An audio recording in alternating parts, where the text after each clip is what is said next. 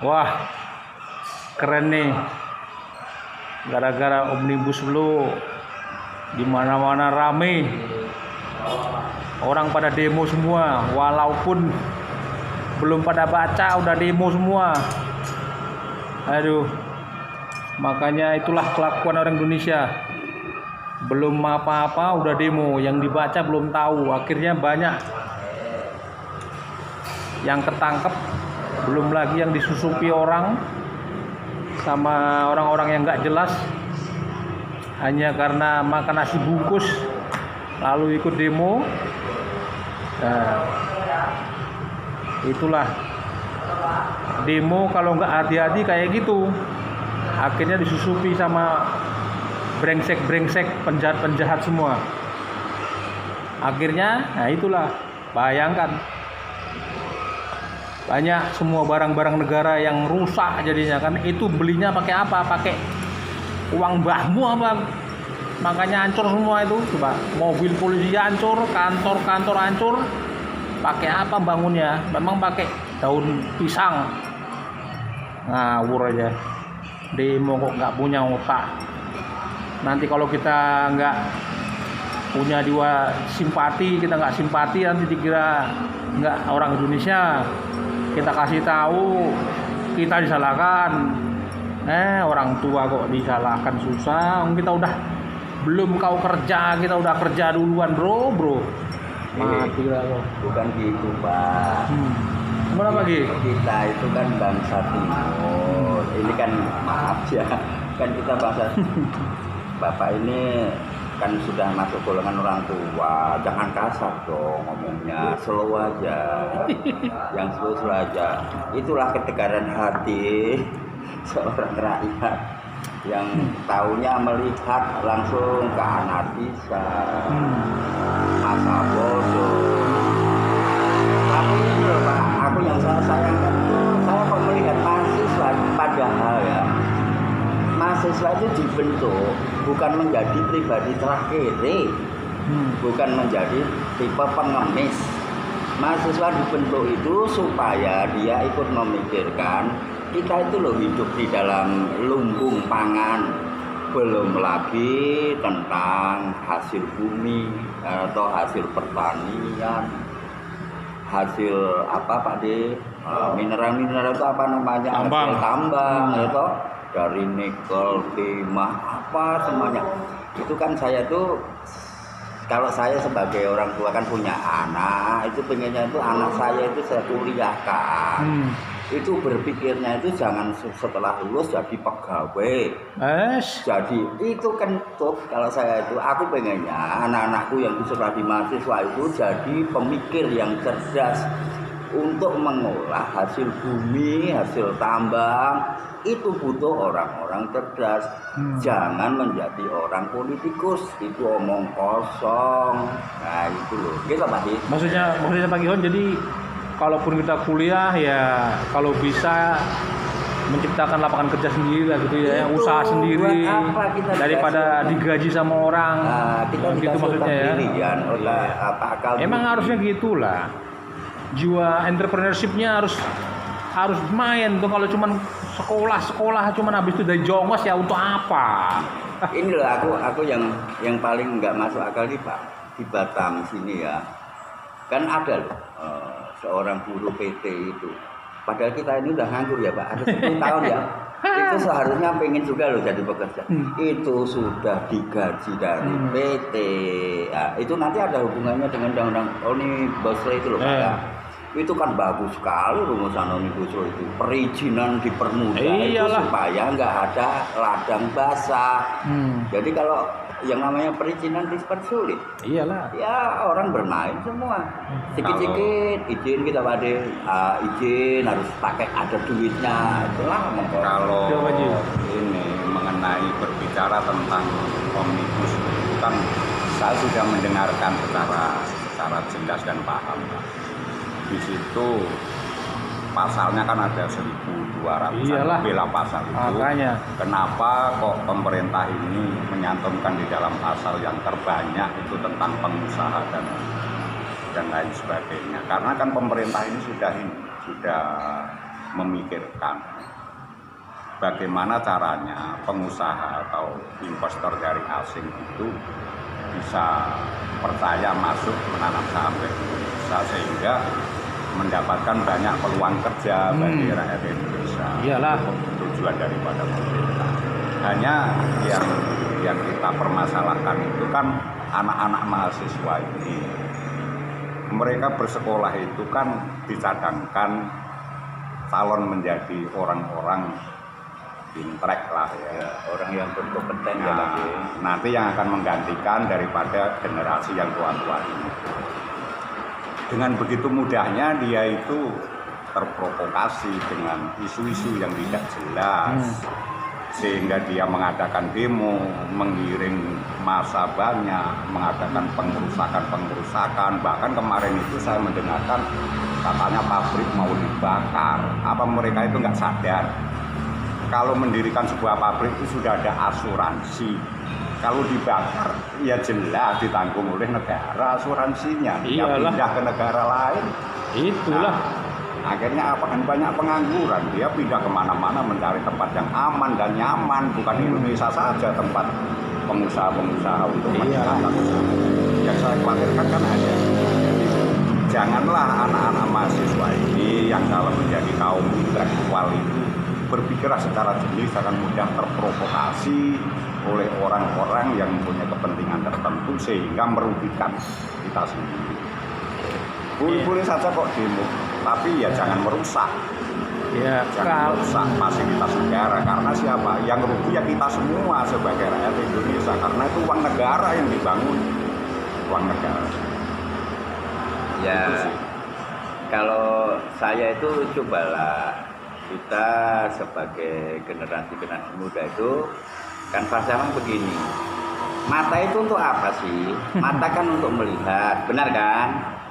Telinga untuk apa? Telinga untuk mendengar. Cobalah kalian tuh hikmat di dalam ajaran mata untuk melihat, telinga untuk mendengar.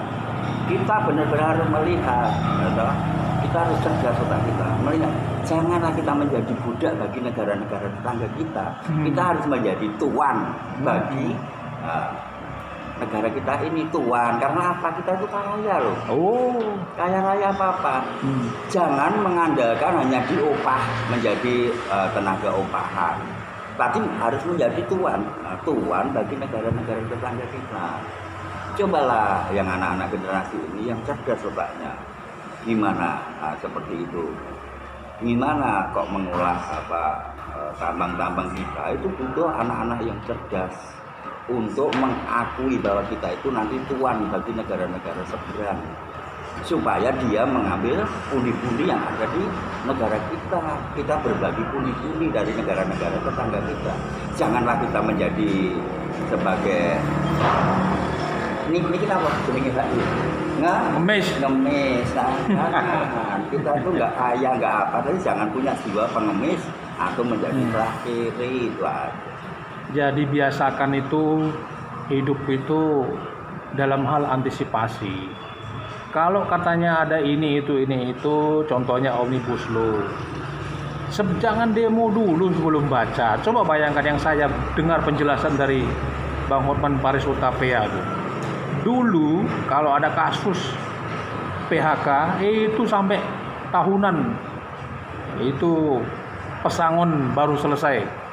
Sekarang ini di Omnibus Law itu siapa pengusaha yang tidak mau membayar pesangon, simple, para pekerja langsung lapor ke kepolisian, udah langsung ditangkap itu pengusahanya yang nggak membayar. Jadi nggak perlu berlama-lama, simple, udah masuk tindak pidana itu yang udah diselidiki sama Bang Hotman Paris yang saya baca kemarin tuh. Mungkin kawan-kawan yang lain juga banyak udah ngeliat juga yang videonya Bang Hotman Paris itu salah satunya. Belum lagi yang lain-lain dalam hal surat-surat perizinan. Kita nggak perlu lagi datang ke kantor-kantor, cuman masuk buka online-nya aja langsung simple, sehingga kita nggak bersentuhan dengan orang. Sehingga apa yang namanya pungli-pungli itu bisa nggak ada. Kita langsung berurusan langsung secara digital itu. Makanya saya pikir ketika orang dibawa ke sini, orang pada nggak mau, bingung saya. Dulu ketika ketika kita masih belum merdeka, kita berjuang perang sana sini dan supaya kita merdeka. Artinya apa? Sebelum kita enak merdeka, pasti harus perjuangan, ada sesuatu yang sakit yang untuk kita perjuangkan itu. Nah, sekarang sama juga. Ketika kita mendengar Omnibus Law itu mungkin kelihatannya sakit, tapi belum kita rasakan. Tapi coba kalau ketika itu kita coba jalankan setahun 2 tahun, ya kalau cocok ada yang perlu diperbaiki, kalau enggak ya udah kita buang kan gitu. Tapi kalau cocok, pernyataannya cocok, menguntungkan bagi kita semua lah. Kenapa kok mesti kita demo gitu? Yang dulu itu loh Pak, saya kan pernah mendengar wacana otak-otak cemerlang gitu loh. Contohnya ya saya nggak ngefans ya sama Pak Ahok, ya cuman otaknya aku ngefans banget, cemerlang banget. Gini, harusnya kan kayak pom bensin itu apa namanya? SPBU. SPBU itu harus ada SPBU, setiap desa itu harus ada SPBU. Iya. Itu aku seneng banget loh dengar kayak oh iya ya. Jadi kita udah nggak setiap entah kelurahan itu ada SPBU setiap kelurahan atau setiap kampung dulu kan visi-misinya Pak Ahok kayak gitu. Jadi nggak dikuasai oleh orang-orang yang berduit yang punya SPBU kan Pak. Iyalah. Jadi rakyat itu jadi beli bensin apa udah nggak harus ngantri, nggak ini kan semuanya itu jadi permainan ya. Tapi kalau yang nama SPBU setiap desa ada, itulah dulu Pak Ahok bilang apa? SPBU kecil lah namanya. Mini, SPBU mini. Itu kan luar biasa. Harganya sudah murah sama dengan ini itu enggak menekan biaya yang lain-lain lah. Jadi semua udah nyaman lah, kita enggak bingung lah. Iya, apalagi kebutuhan untuk masalah gas saja udah diumbang-ambing, hanya dikuasai oleh orang-orang yang berduit. Ini yang aku lucu, masalah gas saja Pak Ditu. Iya. Sampai sekarang loh Pak, misalkan 2 hari yang lalu masih ada ibu-ibu yang bingung gimana ya kok Pak, padahal baru datang tuh Pak, kok udah habis, itu gimana kayak gitu? Begitu aku. Memang ya kalau kita melihat suasana pada saat ini, sebagai orang tua ini ya agak bingung juga ya, Semakin ke depan bukannya semakin dewasa dalam hidup berbangsa dan bernegara, tapi kalau hal ini tidak cepat mengambil sikap dalam perubahan, anak-anak muda ini kayaknya kok semakin nggak bisa dibanggakan, terus mau jadi apa negara? Iyalah. Sebab contohnya ya, orang tua menyekolahkan, memberikan bekal HP dan lain sebagainya.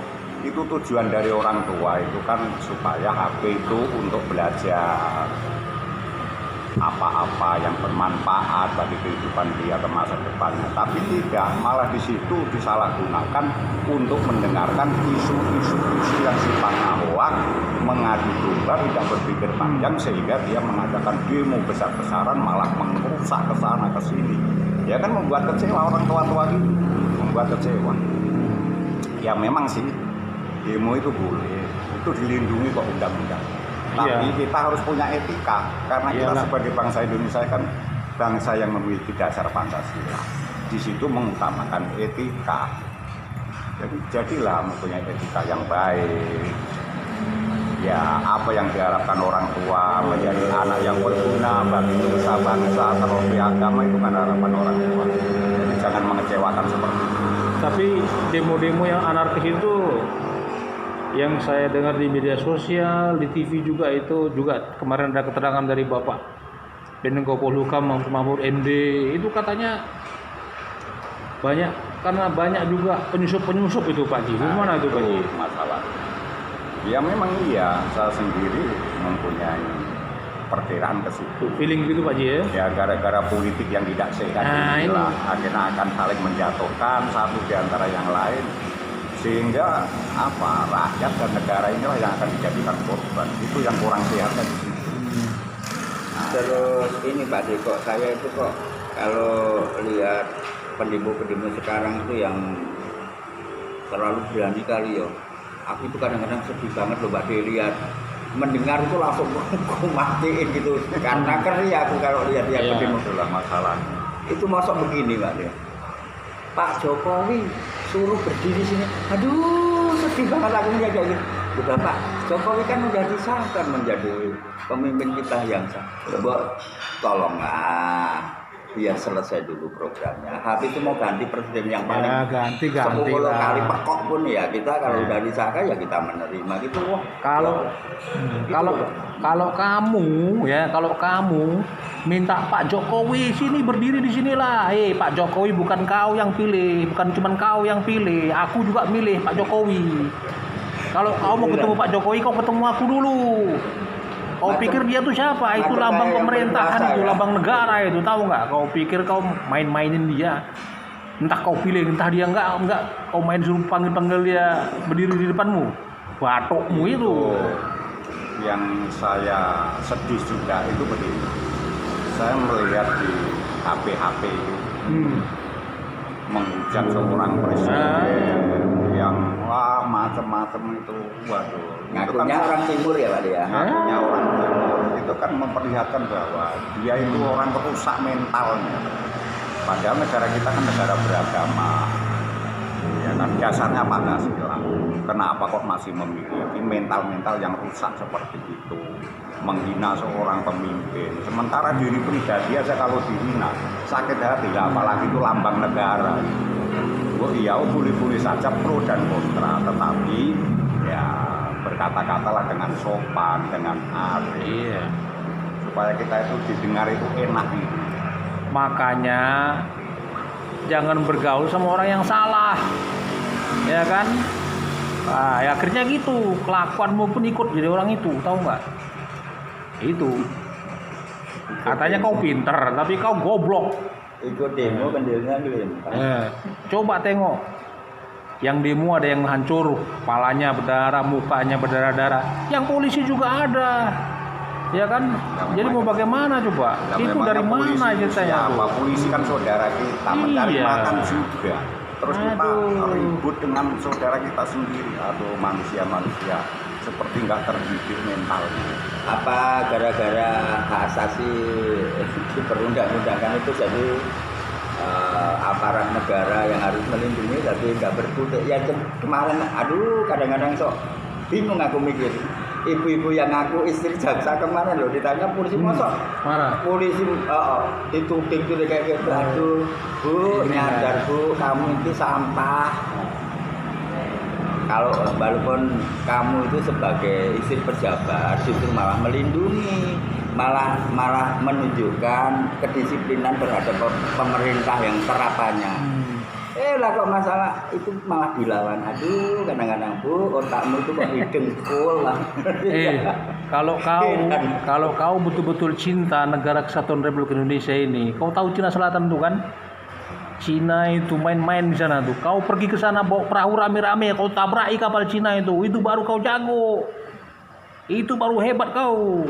Coba Pak Giting bayangin ya sekarang tentang hasil kelautan kita, hasil rempah-rempah kita, hasil pertanian kita, hasil pertambangan. Pertambangan itu ada emas, ada tembaga, Nikel, nikel, pasir besi itu.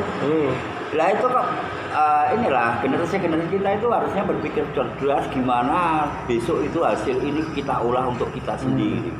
Kita harus menjadi tuan bagi tuan segala tuan. Di dalam Indonesia ini kan seperti itu. Jadi yang jelas Tuhan itu sudah memberikan warisan kepada bangsa ini sumber daya alam yang sangat luar biasa. Nah, sumber daya alam bisa dimanfaatkan kalau ada sumber daya manusia. Ya, itu. Maka anak-anak generasi disekolahkan yang tinggi-tinggi itu supaya bisa mengolah sumber daya alam itu. Belajar. Bukannya malah menjadi pengrusak. Itu yang tidak setuju orang tua-tua itu. Dulu kita berharap ya Pak, kita dari presiden ke presiden kan dulu selalu kita kalau wah kapan ya generasi atau munculnya Satrio Piningit itu ya Pak, kalau kita orang tua kan itu sekarang udah kelihatan, kita udah mendengar, kita udah melihat timbulnya Satrio Piningit kok malah mau dijegal. Aduh, padahal cita-cita orang tua dulu kapan yang mau muncul Satrio Piningit. Lah sekarang udah ada Satrio Piningit kok mau digulingkan. Aduh, ini dah. Otak apa tadi namanya? Sekarang begini ya. Kenapa sih seolah-olah Presiden Pak Jokowi ini satu-satunya presiden yang tidak ada wibawanya? Karena masyarakat bangsa Indonesia ini menganggap rendah Pak Jokowi karena dilihat dari status Pak Jokowi dari orang rendahan, masyarakat kecil, jadi dianggap sepele. Jangan pandang Jokowinya, tapi pandanglah presidennya supaya kita ini mempunyai rasa hormat dengan pemimpin.